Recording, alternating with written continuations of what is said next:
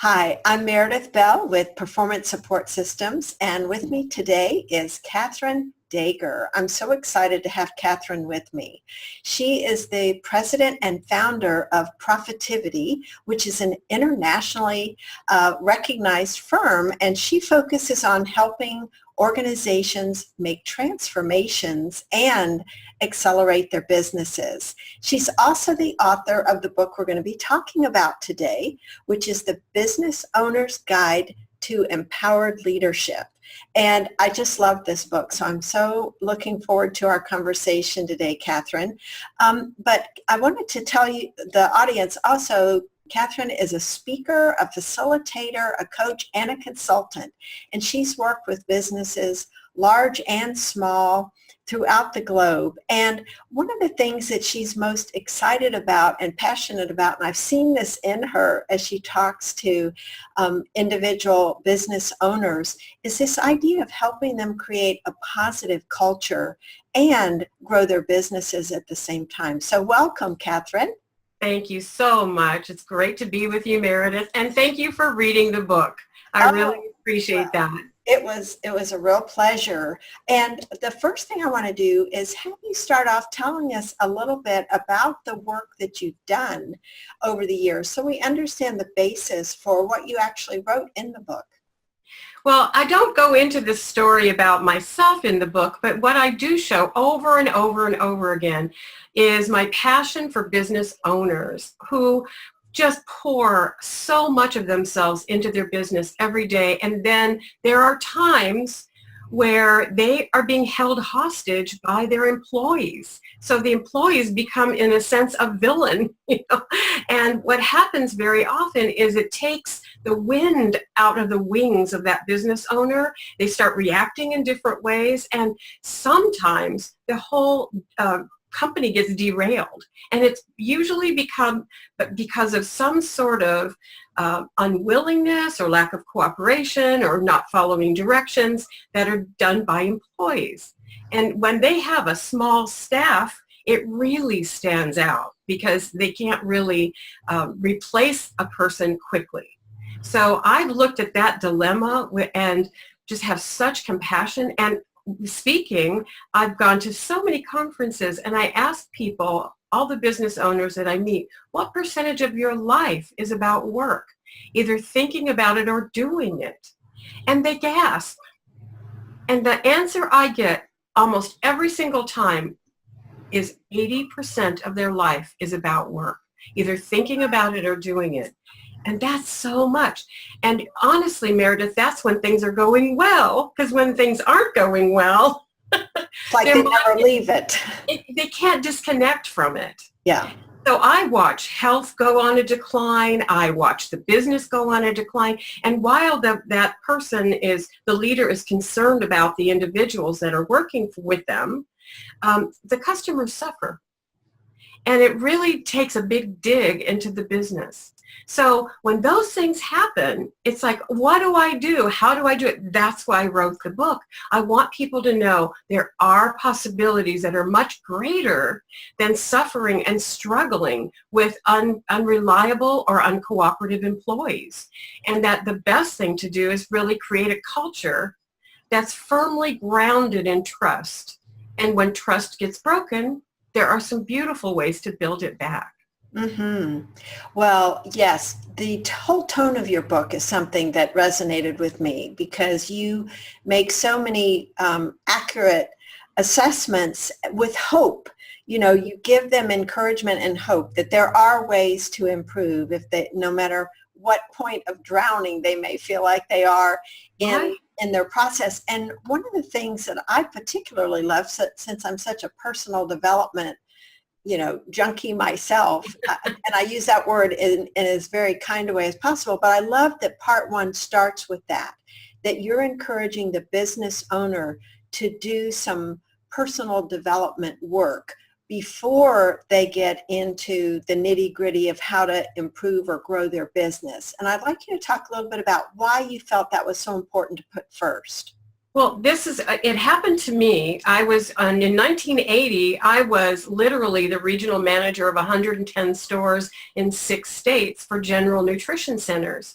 And I recall burning myself out because I was trying so hard to make 5,000 people happy. And I ended up working over 80 hours a week, and I just felt like that person that's spinning plates in a circus. One plate would go wobbly, I'd run over there and fix it, and another one would go, and it was just an impossible amount of responsibility until I landed in the hospital with kidney stones, and I was like, okay, this is a wake-up call. My body just said, stop, I can't go further.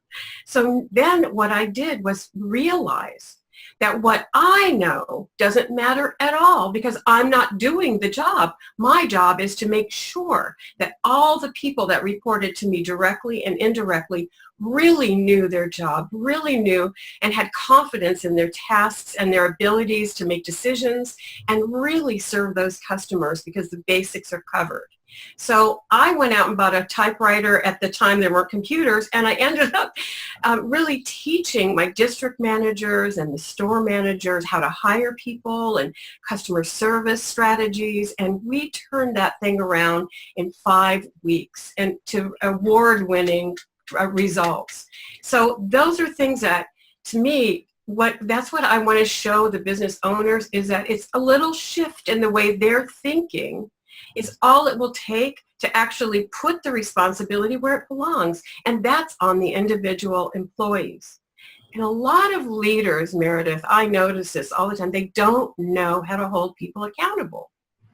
So they end up almost doing most of it themselves and kind of acting like they're Lone Ranger, like they're the only ones left or the only ones that do it right. So this whole book is positioned to show them how to actually, first of all, ignite their passion again. And that's what I did to really realize that what I know doesn't matter. I reconnected with, why did I take on such a huge responsibility? And that is because I wanted, with all my heart, to make a big positive impact on 5,000 people. And I felt like that was just a calling for me.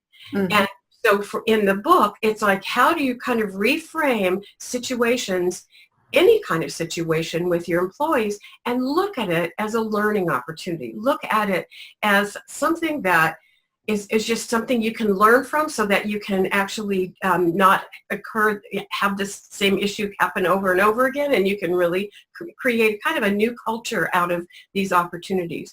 Mm-hmm. So passion and purpose is the first start. Because if the owner and the leaders don't have a connection to their passion and purpose, we're not even going to play a game together. So that's, yes. And a lot of times we forget why we wanted to do something.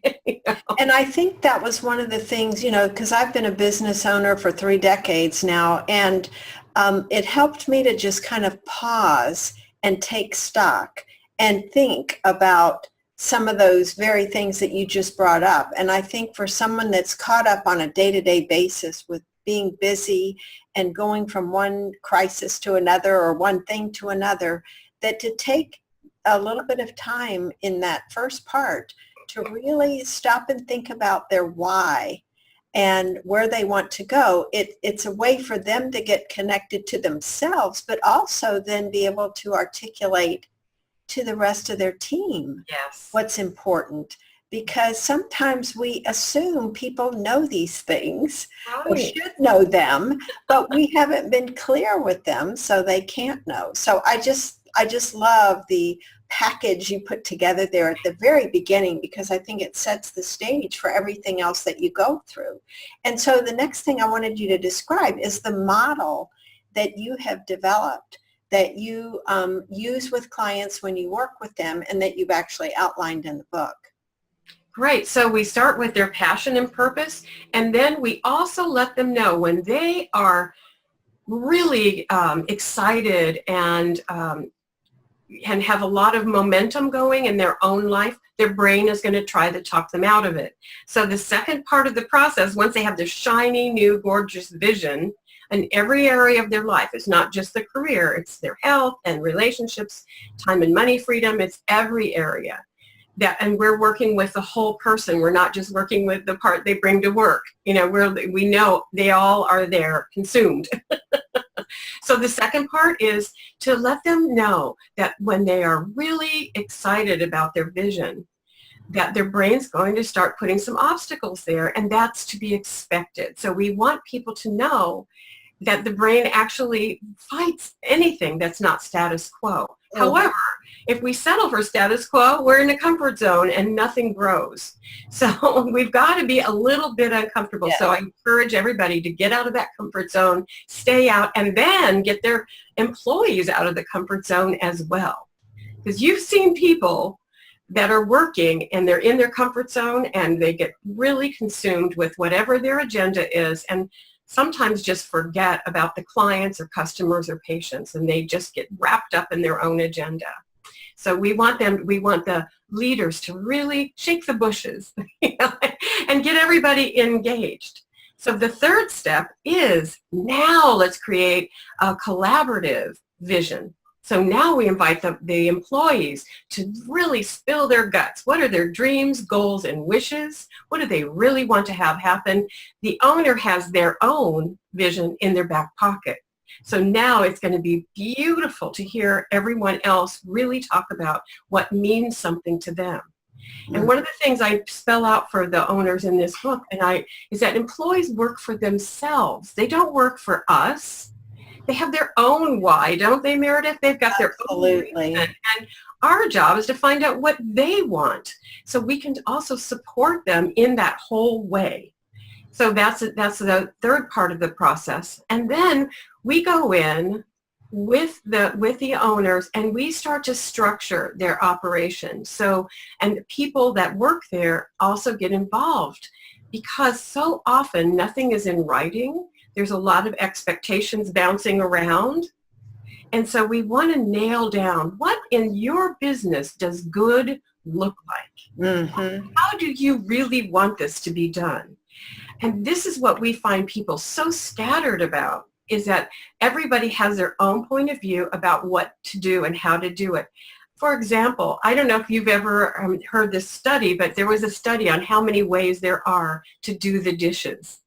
It was by Dr. Virginia Satir. She did this in Canada. And what she discovered, did a whole survey, 256 ways to do the dishes. Oh my goodness. So guess what? Everything that we do, there are many different ways to approach it, to use tools and skills. So what we want to do is have the whole team collaborate and come to consensus on what does good look like, and then we structure it into their organization so they can reinforce it every single day.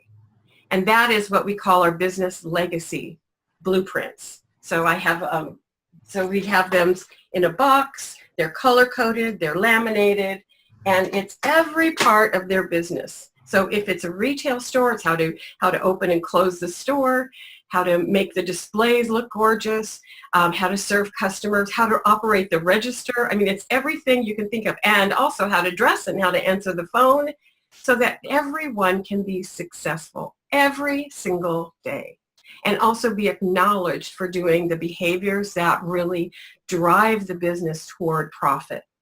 So it's a beautiful experience when everyone's aligned, they all know what good looks like, and they're all performing with engaged energy and enthusiasm and a lot of collaboration. And I know you love collaboration as much as I do. Yes, indeed. I loved this one process you talked about called empty the cup, that I think is one of the front end pieces that you have people do, right? It related to identifying their own visions. But I would love to have you talk about that, because I think the people listening to this might find this a fascinating exercise that they could look to apply in a number of different ways. I just thought it was very powerful. Well, thank you. And I'll tell you what, I could do a written assessment. I mean, that's a really easy thing to do. You know, we can assess personalities and that's fine. But what I found to be extremely powerful for an organization is to bring everyone together and or have several meetings so everyone has this opportunity. But the empty the cup is that we all walk around with a full cup. Everybody has their own thoughts, and so what we want to do is offer in a safe environment, offer the opportunity for everyone to just stand there and say, this is what I would love to have happen here at work, at home, in my life. This is what this would just stoke my fire. So if we hear this from all people, and it's also written down word for word, so there's nothing that's being led or it's not directed. It's a real big open space for people to really put their dreams out there. And so when you say recorded, you've got somebody, the facilitator, obviously, of the group, that's taking down everything that someone says. Word for word, too. So there's no changing. And also, it's so cool because people see that you're writing it word for word. And then, so everybody starts actually listening to each other because it takes a little time to write this all out, right? So this is a great opportunity for people to actually hear each other's dreams, goals, and wishes. Now, that dynamic creates a momentum and an energy that is so wonderful. And when everybody realizes they all want the same things, there is this it's like we go to a whole different level of commitment. Mm-hmm. So, and it's so beautiful. Then we also ask them how many of these, I made usually 7-8 pages if I'm using flip chart paper, of all their dreams, goals, and wishes. So it looks like a big think tank.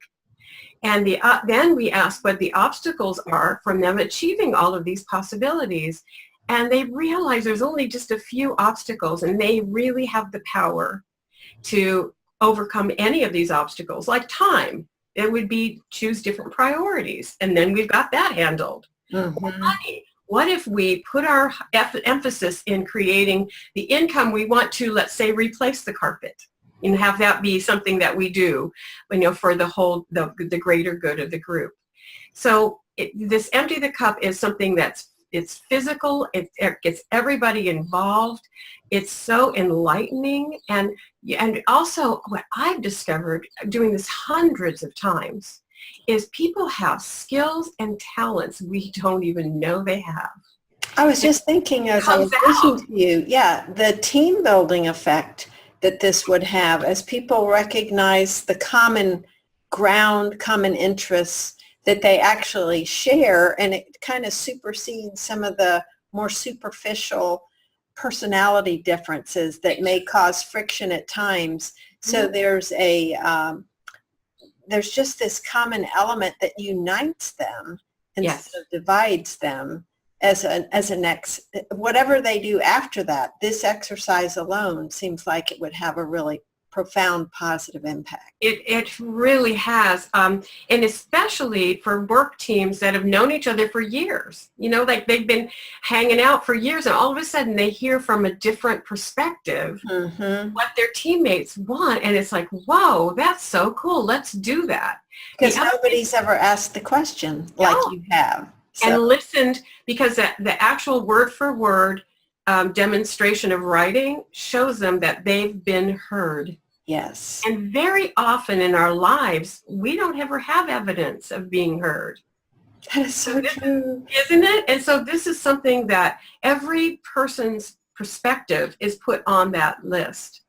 Well, go ahead. Sorry. The other thing that I love about this, Meredith, is it brings all 4 generations together. Oh, very good point. Yes. Yeah, so there's a new healthy respect for people's different points of view. And we tell them at the beginning, you get to be right about your point of view. So just go for it. But don't criticize anyone else's point of view. They have a right and privilege to their own. Let's just listen for comprehension and not for agreement or disagreement. Yes. And then it really becomes a very different kind of physical experience of really actively listening instead of just talking about, okay, I'm actively listening. Well, and the other side effect that I see happening is then they become more open to the owner, kind of synthesizing and coming up with ideas of how to move forward based on their input for the very reason that you just mentioned, because they feel like they've been heard. And when we feel like we've been heard and understood, then we're more open to considering other perspectives. It's so interesting how that works. And all it takes is a few ground rules, just a few, just to get this set. And the other thing is having someone external and from the outside is very powerful. I'm sure it is. That is one of the things. We start, every new client starts off with an empty the cup. And then we know, I tell you, my secret is then I know what they want and then I can serve them. Yes, that's great. Well, the other piece in your book that's so different than what you see in other places is this whole approach you have to the standard operating procedures. Because a lot of companies have these big, thick binders, of policy manuals that people are supposed to read. But to me, yours are so different and unique. You actually bring it to life and it becomes a living, breathing part of how the company operates. So talk a little bit about your SOPs. Yeah, it's, to me, if there is nothing in writing, it's very difficult to have anybody held accountable, to be honest, because it's like, it's my word against theirs, like you didn't greet that person. Well, yeah, I did, but how many ways are there to greet a customer? Right. So what I was sharing is that we help our clients, we partner with them to really customize their own standard operating procedures, policies, the behaviors that are always going to be successful in their business. And we capture all of that and put it into a self-teaching training format. And that's the Legacy Blueprints. And we want everything in the company to be written out, and so the person can come in and read it and then go out and off the clock. So it's not even, it doesn't take time, 5 minutes to read, and then while they're working on a specific task or a tool that they're going to be using, and they prepare to demonstrate it to a mentor by the end of that shift. And so there's also a lot of communication, which I know you love also. I mean, when the communication stops, people start making up stories. So this keeps us every single day. As you said, it's living, breathing. This is how we do it here. Now, if someone starts doing things differently, all we do is we go back to that one legacy blueprint, pull it out, and say, let's revisit this for today, and sign off with me by the end of the shift. So I would think this would also be, it would make it so much easier for onboarding new employees. It's fantastic because, and I write this in the book, that first day is imprint day. I've gone to companies where they've had employees that have been there for 40 years. But I'll ask the person who has been there that long, do you remember your first day? And they know in detail what they wore, who they talked to, what they were doing, and on their first day. So what that shows me, and I do know how the neural pathways work, is that imprint day stays with them. So what we want to do with the Legacy Blueprints is have a very specific onboarding process where the person takes themselves on a tour and then comes back and gives a verbal tour of where everything is, and so that they physically get involved with their learning. And then they demonstrate the dress code and their conduct policies and how to answer the telephone. So they're doing that on their first day, and also really wrapping up a whole bunch of wonderful things around the mission and how we serve customers here. Like, what are some of the cool things we do? What's our story with our customers? So we just, it's so exciting to have an onboarding process that is the same for every person, that includes them and also has them immediately become a part of the company and feel like a part of the team.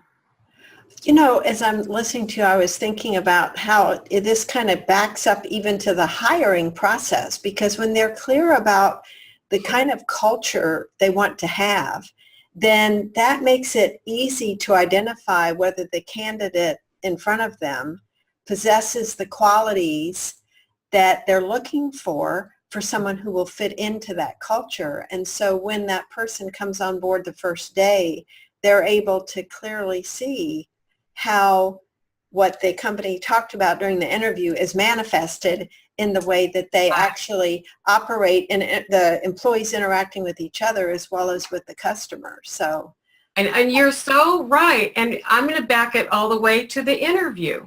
mm-hmm. And what I do is I have them take this beautiful box of legacy blueprints, which is, this is how we do everything here, the basics, and I bring it to the interview.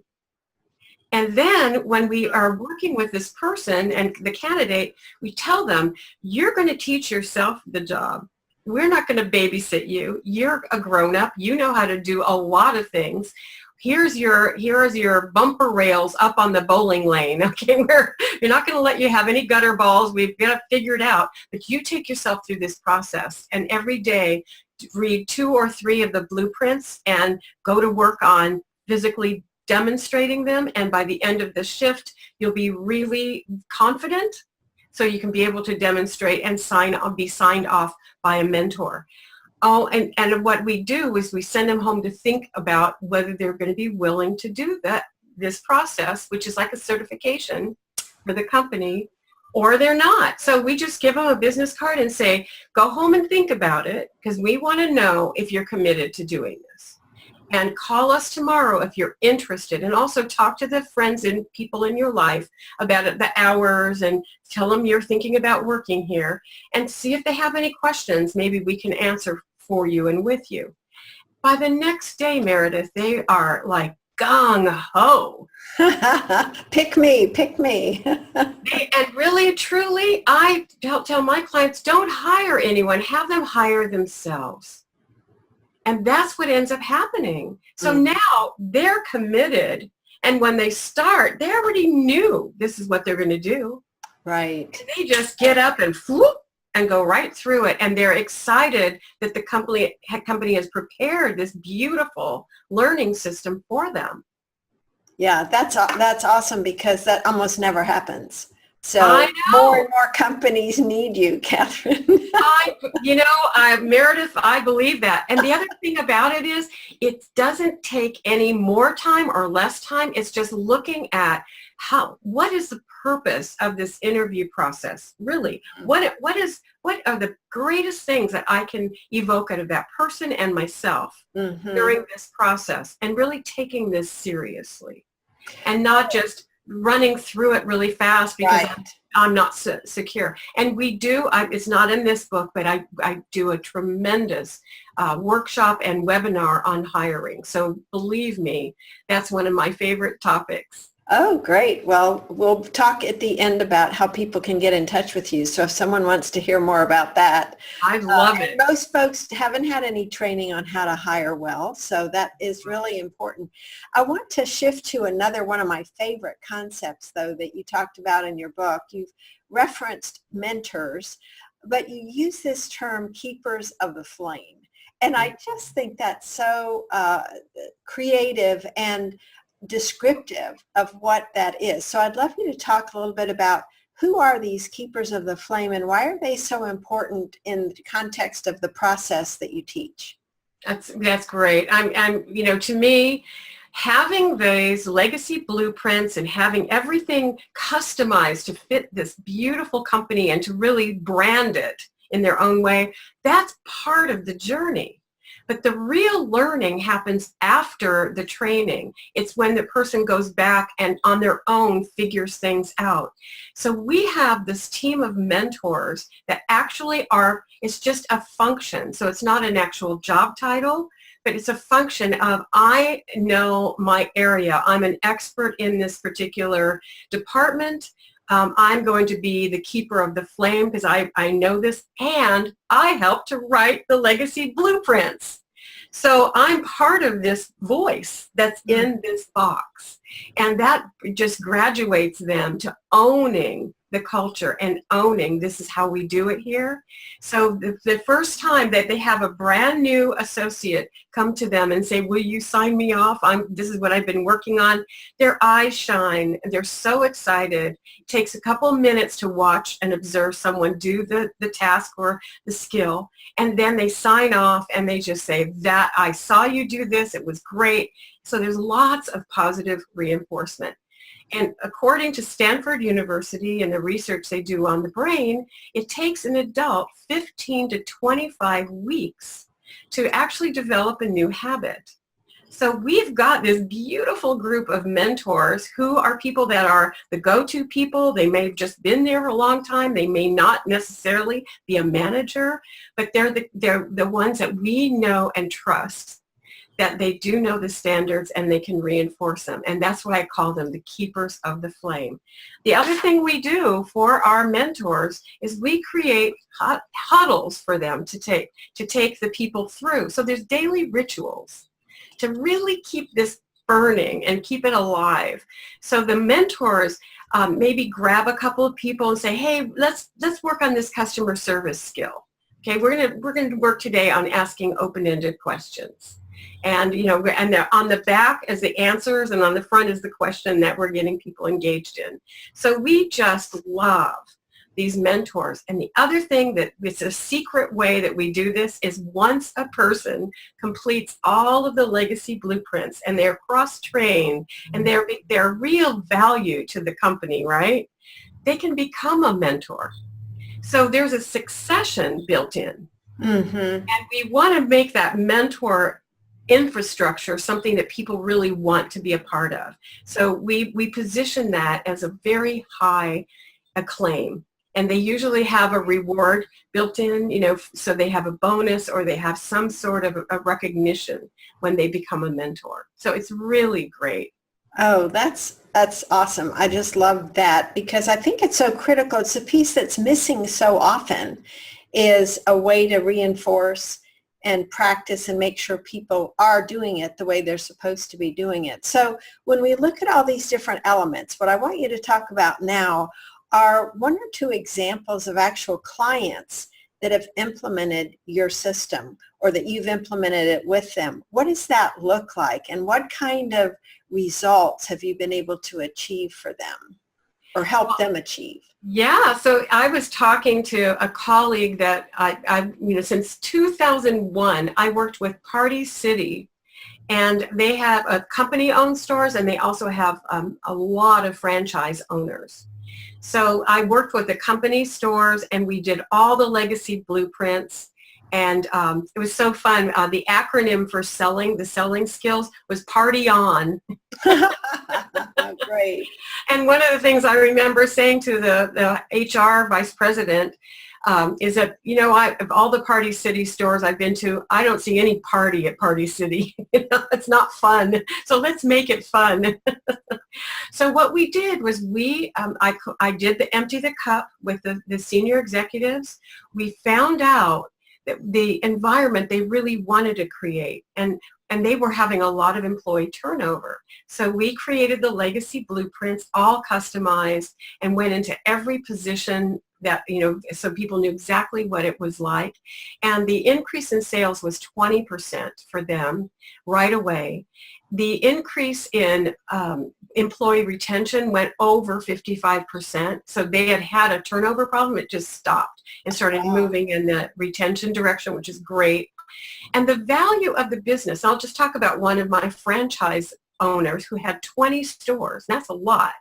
But the value of their business was 86% more because of the system they had in place. So it's just, and also, this is what I was talking to the vice president of operations yesterday, and she told me, I said, when did you know this really worked? And she said, the first Halloween. Because that's their crazy season. And she said she went through that with her whole team and all of the stores, and it was just smooth sailing. And she said she looked back at that and said, oh my gosh, what were we thinking before that? Not having this nailed down. And what we did for Party City was we realized during peak season, people's roles changed. So we organized it. So they'd have, like for the costumes, they have a whole costume wall. So they had runners running the costumes over to the customers. They had pullers, people pulling the costumes. They had people that are accessorizing.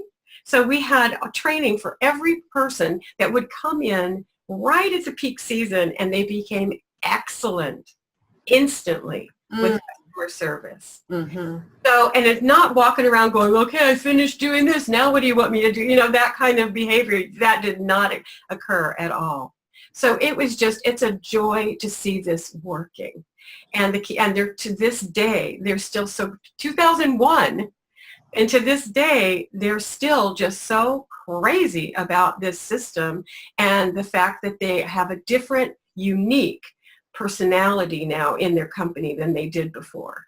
Because it was just a large warehouse, you know. That's awesome, though. I mean, 17 years. And I'm going to tell you, I walked in when my daughter's engagement party. Remember, I had one a couple of weeks ago. So we went to Party City, and with her, you know, and I'm going, gosh, I just hate coming to these stores, right?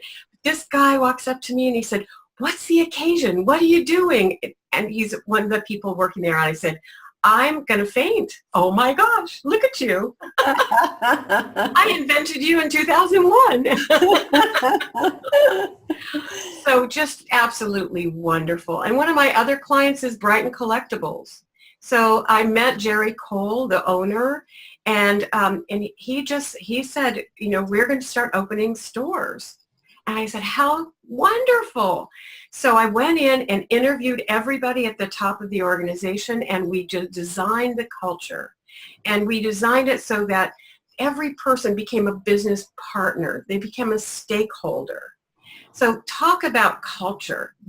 It was such a joy to put that all together with them, and how to hire people that fit the culture. And then the kind of service that women love that goes with these beautiful accessories that they sell there. So they go around and do some beautiful things that nobody else does. Everything's wrapped as a gift. There's a heart on everything. And then they go around and hand the package to you side by side instead of over the counter. So just little things that make it brand beautiful, and also the customers absolutely love the experience. So yes, they'll buy online, but the truth is, if they walk by a Brighton store, they go into one because they really enjoy it. You know what I'm really thinking about as I'm listening to you, and I love your passion about your work. It's so cool to see, is what you're helping them do is create an unforgettable customer experience. Mm-hmm. Which then leads to customer loyalty, repeat business. And so I can see why you help them get such amazing results, because they're really at a deep level understanding what is it I need to say and do to cause this customer to feel great about doing business with us. Yes. I just love that. It's wonderful. And then here's the other thing. How in the world would you do business any other way? I mean, I just can't figure that out. It's like I see people struggling so much with petty issues. Well, part of it, consumed by it, Meredith, and it makes my heart just, I feel so bad for people, but I just feel like I want to, profitivity everybody so that they all have this great outcomes, and also they know what to do to go back and build trust back, or to go and reinforce a behavior that faded away. And that's one of the reasons why we're so adamant about working with how the brain will stop us in our tracks. And if it's not reinforced, that it'll slide right off. So we stay coaching with people 6 months after they've implemented this, so that we are really supporting them. We're as committed as they are. Yeah.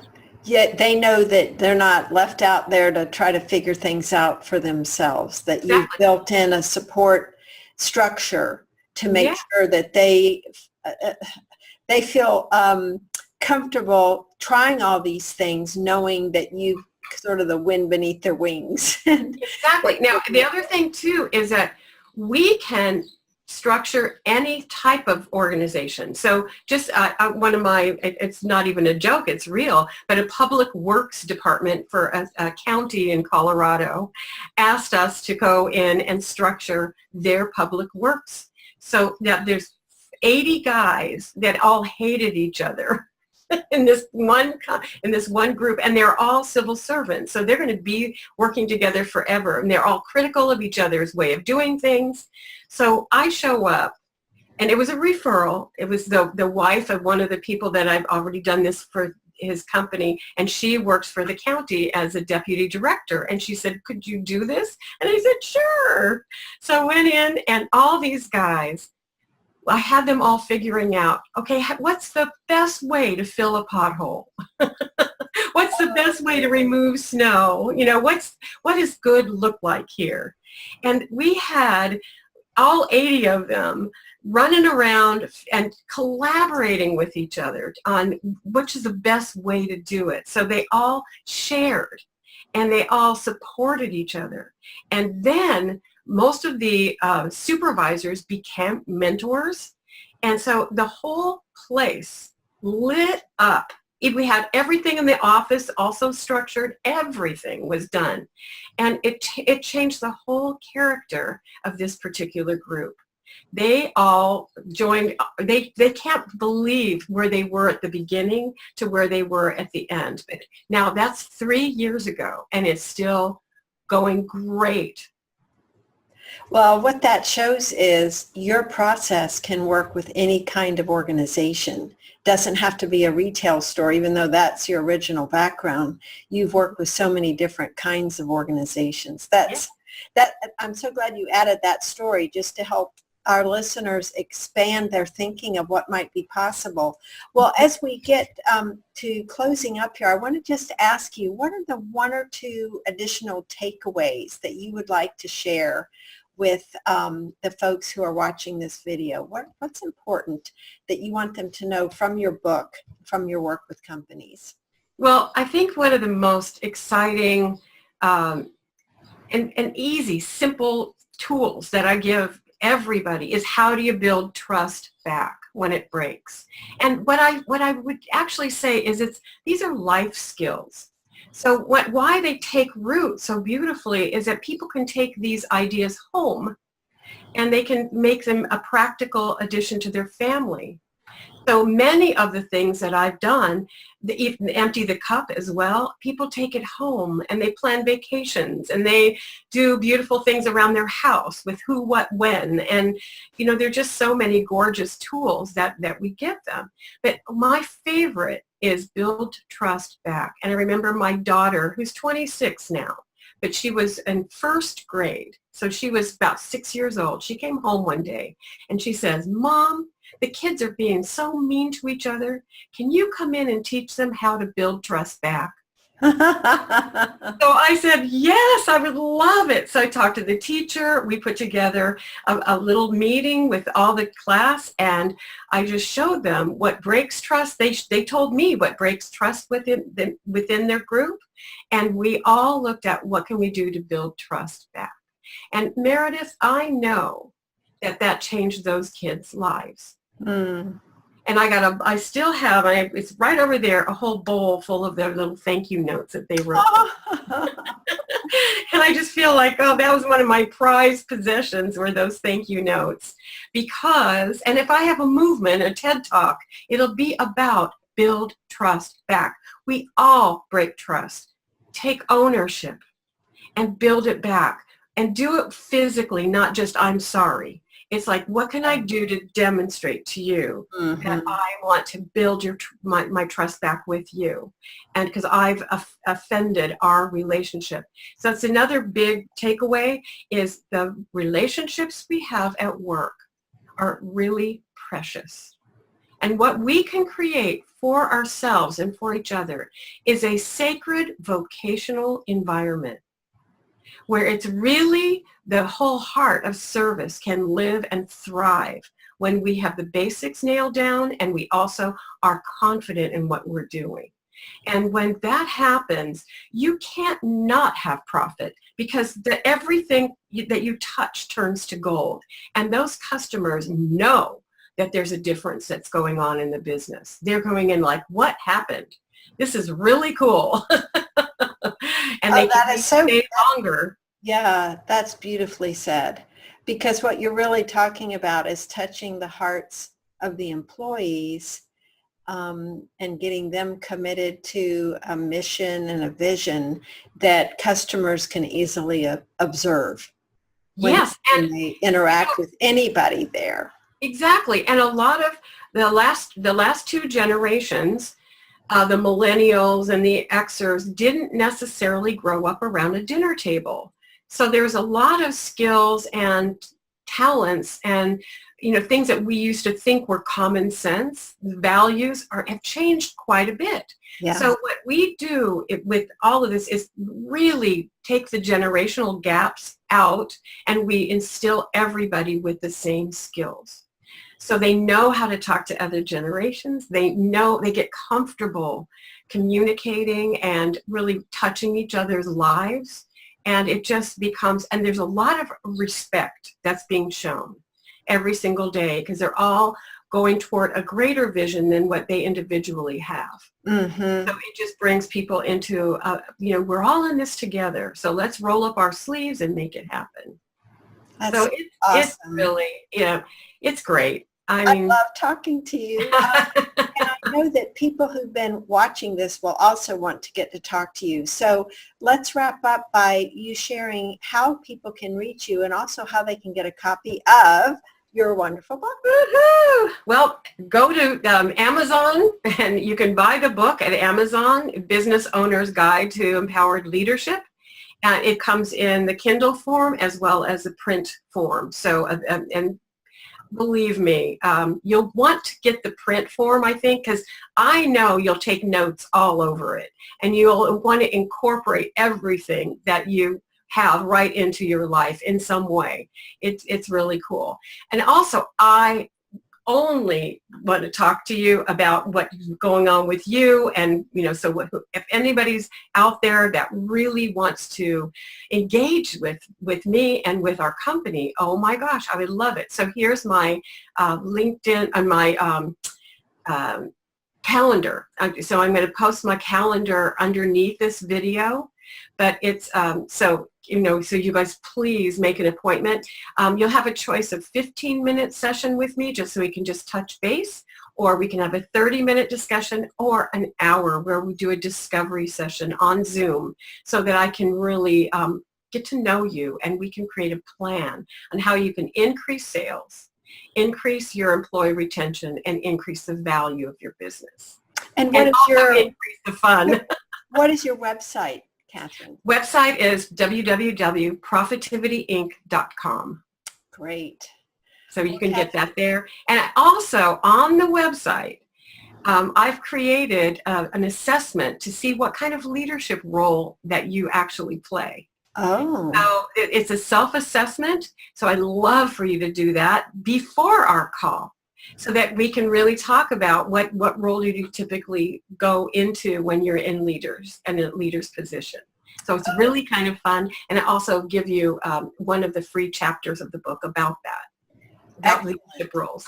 Excellent. So definitely go to profitivity.com and take that assessment and take Kathryn up on her offer for a phone call, because she is, as you can see, just full of wisdom and experience, and I know she'll have insights for you when you have a conversation with her about your particular business. Kathryn, I want to thank you so much for the gift of who you are and just all the things that you shared today that are so valuable for a business owner to understand and implement in their business to really make it everything they dreamed of when they started their business. So that's great. So much. You're so welcome. Thank you so much for all of your time and the beautiful questions. I appreciate it so much. You bet.